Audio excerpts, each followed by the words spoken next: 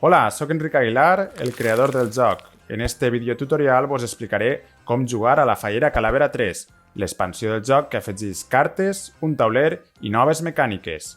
La Fallera Calavera 3 permet partides de 20 a 40 minuts i de 2 a 5 jugadors. És un joc il·lustrat per Esther Méndez. Este tutorial no substitueix les instruccions, així que no deixeu de llegir-les. Components del joc: 50 cartes normals, 5 cartes de menjars territorials, un peó de la Reina Calavera i un tauler amb 2 cares. En el tauler trobareu un mapa del regne de la Fallera Calavera dividit en 5 caselles, anomenades terretes. Algunes terretes estan connectades entre elles per accessos, marcats amb el símbol d'una fletxa. Cada terreta té vinculada una carta de menjars territorials. A les cartes normals trobareu el símbol 3, número que indica que és una carta de la Fallera Calavera 3. En algunes cartes també trobareu el símbol de regne, que expliquem més avant, o este símbol de corona, que fa referència al peó de la Reina Calavera que es mou pel tauler. Modes de joc. Esta expansió inclou 2 modes, la Fallera Calavera més la Fallera Calavera 3, el mode recomanat si estàs estrenant esta expansió, la Fallera Calavera més la Fallera Calavera 2 més la Fallera Calavera 3. En este mode expert adjunta el joc bàsic i les 2 expansions. Però abans recomanem que proves el mode bàsic. Mode la Fallera Calavera més la Fallera Calavera 3. Preparació. 1. Tria la cara del tauler corresponent a esta modalitat. 2.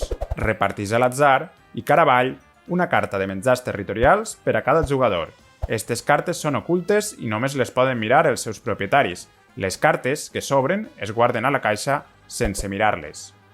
3. Mescla les cartes de la Fallera Calavera i la Fallera Calavera 3 per a crear una baralla. 4. Extreu les 5 cartes superiors de la baralla i situa-les cara amunt en els espais corresponents del mapa del regne, en l'ordre nord, Xucartúria, muntanyes centrals, sud i interior. Si han aparegut ací 2 o més ingredients, torna a repetir este procés. 5. Repartís 7 cartes a cada jugador, 10 en partides de 2 jugadors.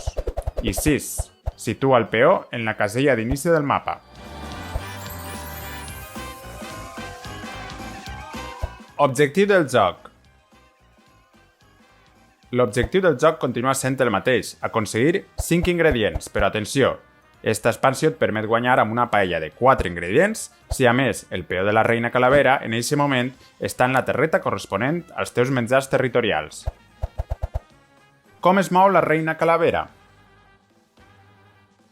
En el joc bàsic de la Fallera Calavera, en cada torn pots fer una sola de les 4 accions disponibles. En la Fallera Calavera 3 s'afegeix una 5a acció possible, moure la Reina Calavera. Així, una acció del teu torn pot ser moure el peó de la Reina Calavera una terreta en el mapa. A l'inici, el primer jugador que moga la reina pot fer-ho a qualsevol de les 5 terretes. Només pots moure-la entre terretes connectades per un símbol d'accés i quan facis això, automàticament t'apropiaràs de la carta que hi hagi en la terreta a la qual accedeix el peó, si és que n'hi ha. Mai pots moure la reina per a deixar-la en la mateixa terreta on ja està per a quedar-te la carta corresponent. Reomplir el mapa en cartes. El mapa s'anirà buidant conforme moveu la Reina Calavera. Si agafes l'última carta del mapa, hauràs de robar 5 cartes de la baralla immediatament i, a continuació, situar una carta en cada terreta segons els teus interessos. Si el mapa es buida enmig d'una jugada, s'ha d'omplir en aquest moment i després finalitzar la jugada. Cartes amb el símbol de regne.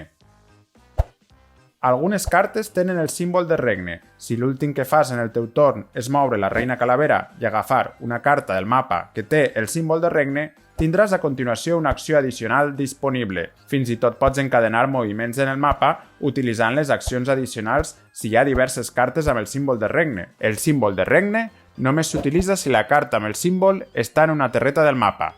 Ignora-la en qualsevol altra situació. Final de la partida. Guanyes la partida automàticament si tens 5 ingredients o bé tens 4 ingredients i els menjars territorials de la terreta on està la Reina Calavera. En aquest moment, revela a la resta de jugadors la teua carta de menjars territorials per a indicar que has guanyat. Fins i tot pots guanyar fora del teu torn si un jugador mou la reina a la teua terreta en el moment en què ja tens 4 ingredients. Mode expert, la fallera calavera més la fallera calavera 2 més la fallera calavera 3. Gira el tauler per a jugar al mode expert de la fallera calavera 3. Funciona igual, però hauràs d'afegir les cartes de la fallera calavera 2 i aplicar també les condicions de victòria d'esta expansió. A més, en esta modalitat s'afegeixen dos novetats. Cremar cartes. Esta norma és obligatòria en cada torn. Abans d'iniciar el teu torn, roba una carta de la baralla i descarta una carta de mà. Pots descartar la mateixa que has robat si és una carta de mà. Bonificacions de cada terreta. En este mode, cada terreta té unes normes addicionals indicades en el tauler que s'activen quan la reina està en eixa casella. En Benidorm, casella exclusiva d'este mode, sempre que la reina estigui així, el xorís es transforma en un ingredient vàlid. En el nord i en muntanyes centrals, roba 2 cartes de la baralla després d'utilitzar alguna de les cartes que apareixen en eixes terretes. En Xúquer, Túria i Sud, les cartes de batalla que apareixen en eixes terretes tenen més 2 punts d'atac i defensa. En l'interior, si l'últim que has fet en el teu torn és moure la reina calavera a esta terreta, llança la moneda d'humor. Si és cara, faràs una altra acció. Final de la partida. En esta modalitat s'afegeixen les condicions de victòria de la fallera calavera 2, així que no vos oblideu de llançar la moneda si teniu ingredients de marisc en la vostra paella, que en este cas pot ser de 4 ingredients. Esperem que et divertisques. Llits les instruccions per a resoldre tots els dubtes de cada carta i veure exemples de cada apartat o pregunta'ns a info@zombipaella.com.